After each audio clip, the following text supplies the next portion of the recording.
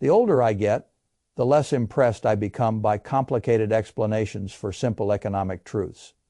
People like complexity, because complexity allows them to hide from arithmetic.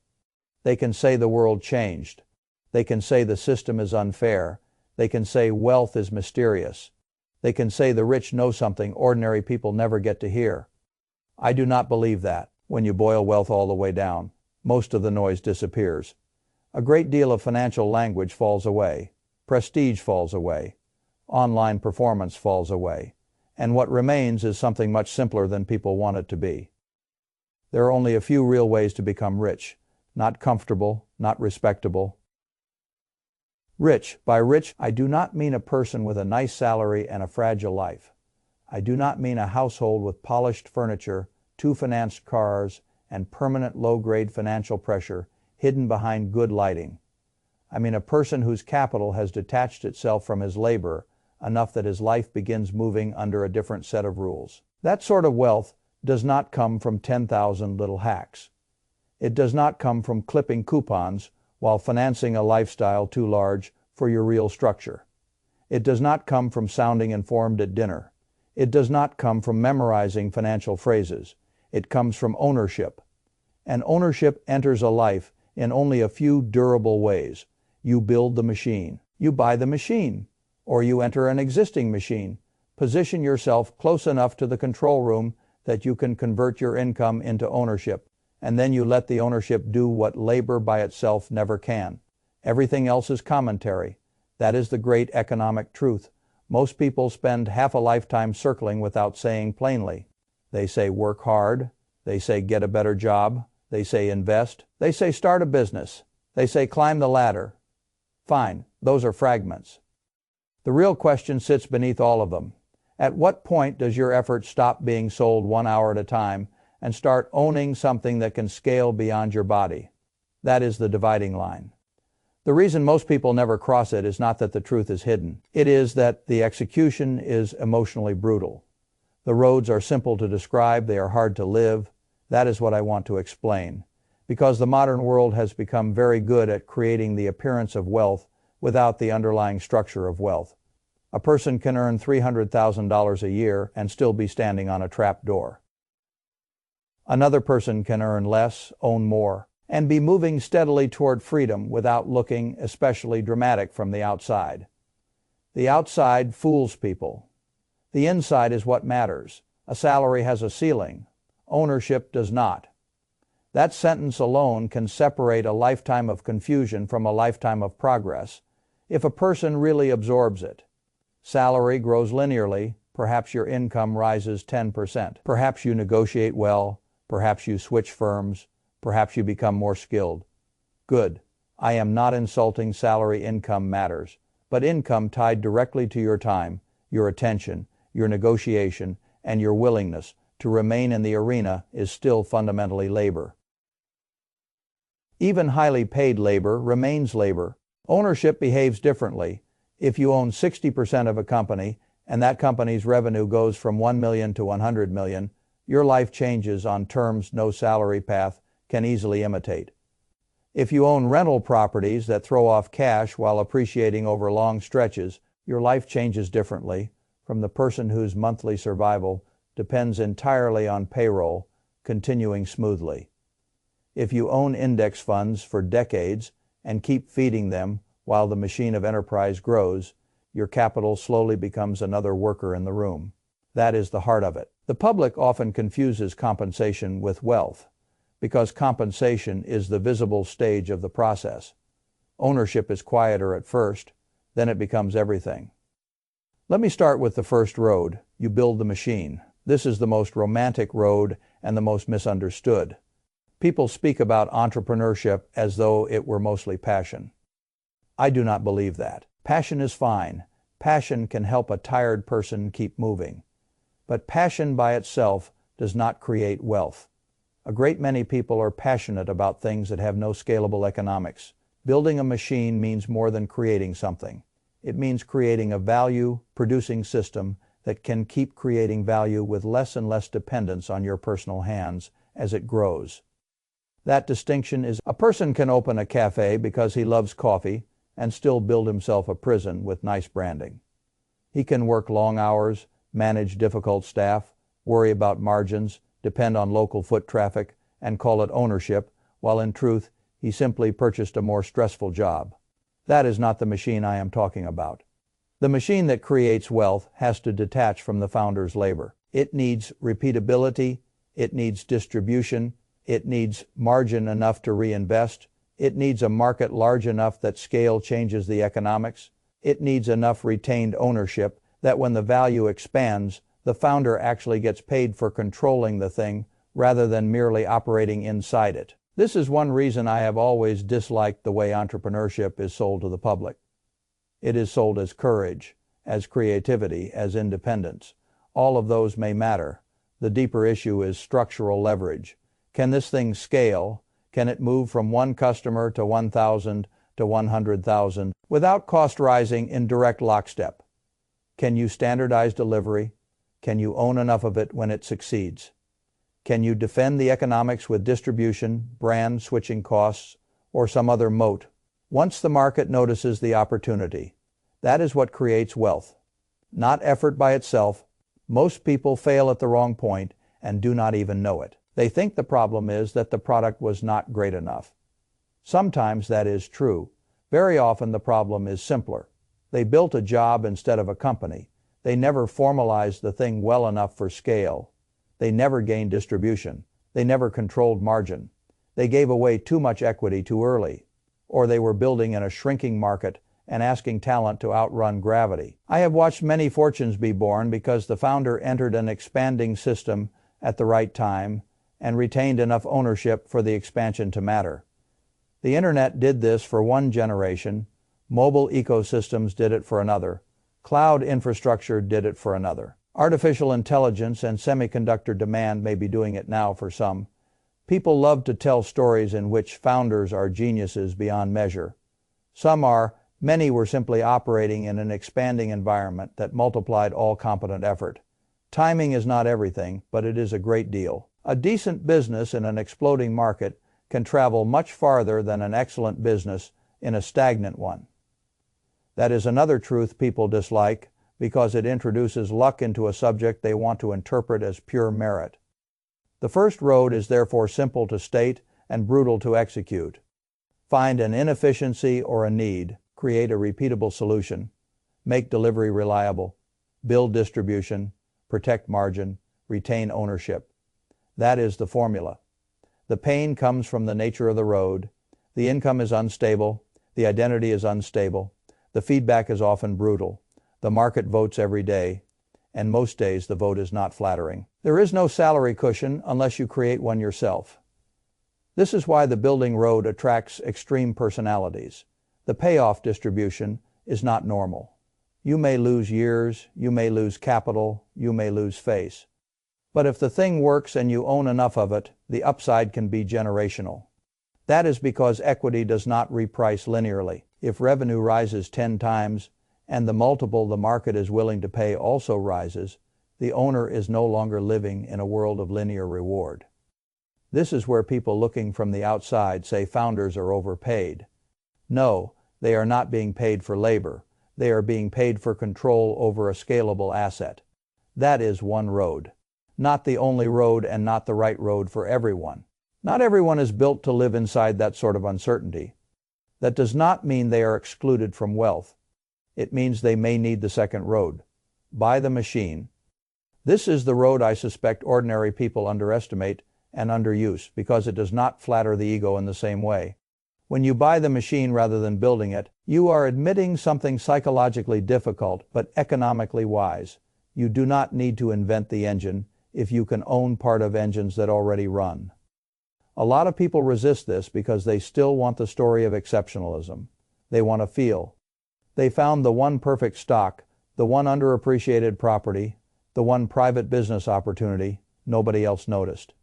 Maybe they do. The public story of wealth loves those examples because they are exciting. The underlying reality is usually duller and more generous. Most long-term wealth compounds through ownership of productive assets.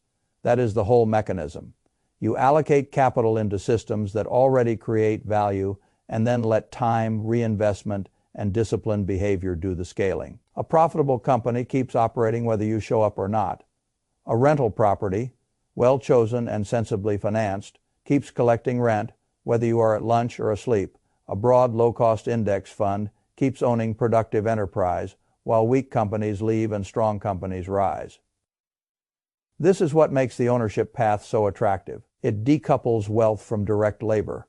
Not fully at first, not magically, but structurally. That difference changes everything. Most people think investing is about brilliance. They are wrong. For the ordinary person, investing is mostly about disciplined capital allocation over long stretches. That is not as glamorous. It is much more useful. The mathematics are not mysterious. If you invest $100,000 at 8%, the first year's gain is not enormous. It looks almost disappointingly ordinary to a person trained by social media to expect fireworks. Then the base grows. Then the return grows with it. Over time, the shape changes. This is why I say time is the hidden multiplier. Not because time is a decorative factor, because duration is what bends the line upward. A person who keeps contributing and reinvesting is not merely piling up dollars. He is building a mass large enough that the return itself starts becoming a meaningful source of growth. That is a different experience from labor. That is one reason I care so much about avoiding catastrophic loss. Once you understand the ownership road, the next question becomes obvious. What counts as a productive asset? A productive asset is an engine. It either throws off cash, appreciates because it sits on real earnings power, or does both. A business qualifies, broad public equities qualify. Real estate can qualify if it produces sensible cash flow and rests on reasonable economics. Private businesses qualify. Private equity can qualify if the underwriting is rational and the owner understands what he is doing. A broad low-cost index fund qualifies because you are buying a slice of aggregate corporate earnings and letting the machine of capitalism work over time. What does not qualify? Pure consumption, objects that only lose value while flattering your identity. Speculation without cash flow. Things you are buying only because you hope someone more emotional than you will pay more later. I have seen eras where that sort of speculation seems to work for a while. That does not transform it into wealth building. Spikes build stories. Durable productive assets build wealth. That is why the buying road is slower in the early years than the building road, but often more stable. It does not require the same operational chaos. It does not require the same emotional tolerance for founder life. It does require patience, surplus, capital, and discipline, which is why many people still fail at it. They interrupt the process. They buy during optimism. They sell during fear. They chase whatever recently performed. They mistake motion for judgment. They confuse market commentary with a strategy. Then later they conclude investing did not work. No, their behavior did not work. Consistency beats brilliance far more often than people want to admit. The person who keeps buying productive assets across long stretches and reinvests cash flow is doing something very powerful, even if he looks boring to the crowd. He is slowly transferring the burden of his future off his own back and onto the back of the machine. That is what ownership does. But there is still a practical problem. Not everyone starts with capital. Not everyone wants founder risk. Not everyone has enough surplus early in life to simply buy large enough machines for ownership to change the game quickly. That leads to the third road. Join the machine, then convert income into ownership. This is the bridge path, and in many ways it is the most common path for modern upper middle class wealth. You enter an existing high-value system, you acquire a scarce skill, you move close to leverage, you put yourself near revenue, near large deal flow, near software platforms, near global enterprises, near decision makers, near stock compensation, near carried interest, near bonus pools tied to enterprise value. Then you do something most high earners fail to do. You convert the elevated income into productive assets before lifestyle inflation eats it. That is the whole game. Most high-income people do not become wealthy because they misunderstand the final step. They know how to enter a strong system, they know how to become useful, They know how to collect a large salary. Then they break the machine by treating the salary as proof of permanent permission to become more expensive. That is one of the saddest patterns in modern finance. A person gets into software, into finance, into enterprise sales, into law, into corporate leadership. He starts earning at a level the median household can barely picture. And yet, when you inspect his actual balance sheet years later, he is not structurally rich. He is merely highly compensated. Those are different conditions. A highly compensated person can still be fragile. A wealthy person has detached at least part of his life from the continued need to perform labor at that level forever. That difference matters more than income. The bridge path, therefore, has 5 real phases. First, you develop a scarce and economically valuable skill, not a hobby, not a fashionable identity. Something that actually drives revenue, reduces cost materially, manages risk at scale, allocates capital, sells complex systems, builds tools for millions of users, or otherwise positions you where value concentrates. This is the first misunderstanding people have about careers. They think passion should lead. I think the safer question is often simpler. What can I become very good at that the world reliably values? Skill scarcity creates pricing power. That is what you want. Second, you choose the right system. A strong skill inside a weak system still captures upside. A strong skill inside a scaling system expands it. This is why industry selection matters so much. A mediocre operator inside an expanding technology platform may make far more money than a highly diligent professional inside a stagnant and structurally weak field. The world is unfair that way. A person should understand that early. Do not only ask what role you want, ask what machine the role sits inside. Third, you move close to capital. This is where many people stall. They become very good operators but remain far from the profit pool. They make the machine better. They do not negotiate enough participation in the machine's value. The bridge path becomes powerful when stock compensation, profit share, bonus structures tied to enterprise value, or some other form of upside begins entering the picture. That is the inflection. It is not enough to be useful. You must become useful close enough to ownership that your usefulness can be converted into claims on the asset base rather than only into a slightly larger salary. Fourth, you convert aggressively. This is the stage most people miss. A person earning $400,000 who lives on $120,000 can deploy $280,000 a year into productive assets. That is an astonishing compounding machine. A person earning the same amount and spending $380,000 has created a very polished trap. The difference is not intelligence. The difference is conversion.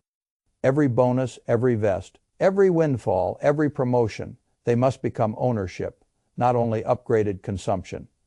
If they become ownership, the bridge path works beautifully.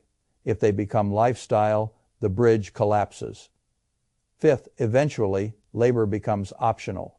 That is the exit from the bridge and the entry into the second road. The income created by assets and ownership becomes large enough that the person is no longer negotiating with life from the same place. He may still work, he may still be ambitious, but the tone has changed. Now labor is a choice in a way it never was before. That is what wealth means to me. Not yachts, not applause, not being seen, choice. Now, these 3 roads sound simple because they are structurally simple. Build the machine, buy the machine, join the machine, and convert labor into ownership until labor stops being the sole pillar holding up your life. The reason people fail is not that the roads are hidden. It is that each road has a different emotional tax, and most people never learn to pay the right tax willingly. The builder pays with uncertainty. No stable salary, no predictable emotional climate, constant feedback from the market. The owner pays with patience, slow visible progress, the requirement to stay invested, the discipline to ignore fashion. The bridge walker pays with restraint. He can earn far more than his peers and still ruin the whole thing if he cannot convert income into assets fast enough to outrun his own appetite. That is why execution matters more than understanding. The world is full of people who understand just enough about wealth to sound informed and then live in total contradiction to the things they say. They praise compounding and spend every raise. They admire founders and then build jobs instead of systems. They enter high-leverage careers and then buy liabilities to display success instead of accumulating ownership. They know the rules. They do not live the rules.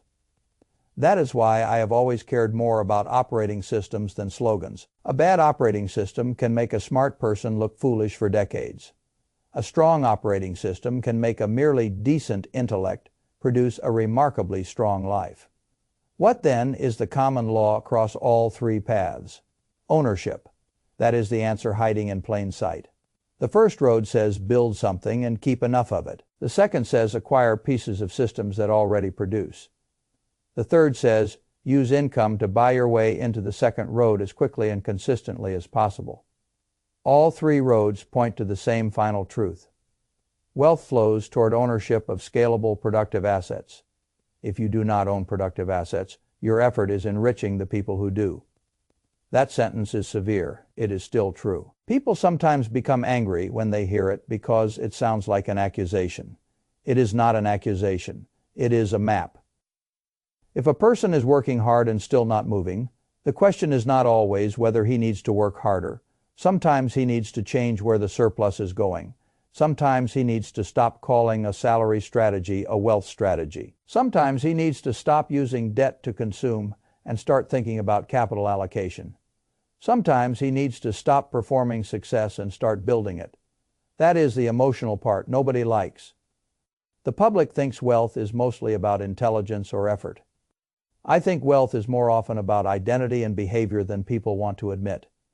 Can you endure uncertainty if building is your path? Can you endure boredom if buying is your path? Can you endure prosperity without becoming more expensive if the bridge path is your path? Those are character questions. Character compounds too. This is one reason I distrust modern financial advice that focuses almost entirely on tactics. Open this account. Use this tax rule. Buy this fund. Negotiate that salary. Fine, tactics matter. But tactics in the hands of a weak operating system do not save a life. A weak operating system turns every tactic into another toy. A good operating system turns plain tactics into momentum. That is the difference. Now, I should say something about luck because people get sentimental and political around this subject very quickly. Luck matters enormously. Where you are born, what era you are born into, what temperament you have, whether your skills match the age, whether you encounter mentors, whether your health holds, whether your market expands or contracts during your building years. I have never had trouble admitting that luck plays a large role, but luck does not eliminate structure. Luck can place two men in roughly the same environment and still watch them produce wildly different futures, because one understood ownership and the other never escaped consumption. One entered the machine and converted. The other entered the machine and displayed. One built systems. The other built overhead. That is not fate. That is architecture. Wealth is architecture long before it is appearance. I have met people who looked rich and were not. I have met people who looked modest and were structurally very powerful. You can usually tell the difference by asking one question. If labor stopped tomorrow, what remains? That question cuts through a lot of theater. The first man says, I have a large income. Good. If labor stopped tomorrow, what remains? The second says, I own broad equities, a piece of a business, a paid-down property, some private holdings, cash flow, and options. Now we are in a different conversation. That is why I define wealth differently from the culture. The culture sees consumption. I look for detached capacity. The culture sees compensation. I ask about retained ownership. The culture is always talking about how much someone makes. I am usually more interested in what someone owns and what he keeps. That is the whole game. If I were speaking to a younger person trying to choose among the three roads, I would say this. Be honest about your temperament. Do not choose the founder road because it sounds heroic. If your real gift is patience and disciplined capital allocation, do not choose the ownership road and then sabotage it by demanding constant excitement. Do not choose the bridge road and then let your lifestyle eat all the equity before it ever reaches your balance sheet. Pick a road that fits your real nature. Then align your behavior with the economics of that road. The founder must build for scale, distribution, margin, and retained equity. The owner must accumulate, allocate, reinvest, avoid catastrophic loss, and stay in the game long enough. The bridge walker must acquire scarce skill, enter a leverage-rich system, negotiate proximity to profit pools, and convert income before the world teaches him to become expensive. Each road is clear. Each road is hard, and all three roads lead through the same door eventually. Ownership. That is why I say the truth is simple. People are not confused because the answer is complex. They are confused because the answer is emotionally inconvenient. It asks them to trade certainty, boredom, or pleasure for a different future. That is never a popular trade in the present. The present is very persuasive. It always wants the money. The future is quieter. It has to be defended by principle. That is what makes wealth so rare, even though the structure of it is not secret. Secret knowledge is overrated. Secret discipline is much rarer. Most people can understand these three paths after one serious conversation. Much fewer can live one of them long enough to cross the invisible line, where the machine finally begins helping enough to change their life. That is the line that matters, not understanding execution. The wealth keeps giving prizes for aligned behavior. That is the standard I trust. Not whether the story sounds good, whether the structure detaches life from labor. That is the only true test I know. And when I boil it all the way down, I still end up in the same place. Build the machine, buy the machine, or join the machine and convert income into ownership until your life begins obeying a different set of laws. There are not many roads. There are only a few. The difficulty is not finding them. The difficulty is having the temperament to stay on one long enough for it to matter.